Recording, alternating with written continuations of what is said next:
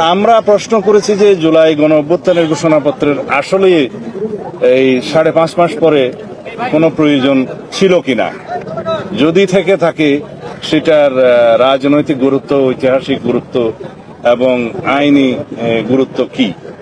আমাদেরকে আজকে মাননীয় প্রধান উপদেষ্টা আহ্বান করেছিলেন, আমরা এসেছিলাম, কথা বলেছি, আমরা আমাদের পরামর্শ যা দরকার রাষ্ট্র পরিচালনা হিসাবে এবং বিভিন্ন বিষয়ে যে সমস্ত মতামত আমাদের দেওয়া প্রয়োজন সেটা আমরা দিয়েছি। ঘোষণাপত্র বিষয়ে কোনো পরামর্শ ছিল কিনা বা এই নিয়ে জুলাই গণ অভ্যুত্থান সম্পর্কিত ঘোষণাপত্র নিয়ে কিছু আলোচনা হয়েছে। সব রাজনৈতিক দলের নেতারা তাদের বিভিন্ন পরামর্শমূলক বক্তব্য প্রদান করেছেন।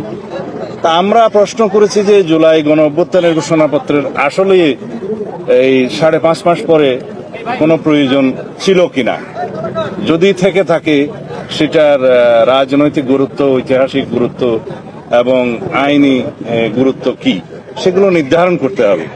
এবং যাতে এই ঘোষণাপত্রকে কেন্দ্র করে ফ্যাসিবাদ বিরোধী যে ঐক্য সৃষ্টি হয়েছে সেখানে কোনো ফাটল সৃষ্টি না হয় সেদিকেও আমাদের লক্ষ্য রাখতে হবে।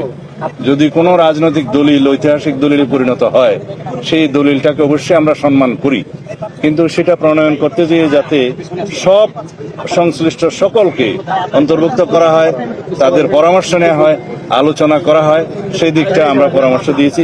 এবং সেই বিষয়ে আমি মাননীয় প্রধান উপদেষ্টা এবং এই অন্তর্বর্তীকালীন সংশ্লিষ্ট সকল উপদেষ্টাকে অনুরোধ করেছি সেই বিষয়ে যেন আপনারা নজর রাখেন এবং সেই হিসাবে পদক্ষেপ নেন, যাতে জাতীয় ঐক্যের মধ্যে কোনো রকমের ফাটল সৃষ্টি না হয়, আমাদের মধ্যে যাতে কোনো রকমের বিভ্রান্ত সৃষ্টি না হয়, সেইগুলো আলাপ হয়েছে।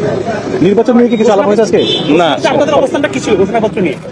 আমরা আমাদের বিভিন্ন পরামর্শ দিয়েছি, বিভিন্ন বিষয়ে, রাজনৈতিক দলিল প্রণয়নের বিষয়ে ইত্যাদি বিষয়ে আমরা কথা বলেছি। এই ঘটনা নিয়ে আপত্তি আছে কিনা, মানে কোন জায়গায়? ধন্যবাদ।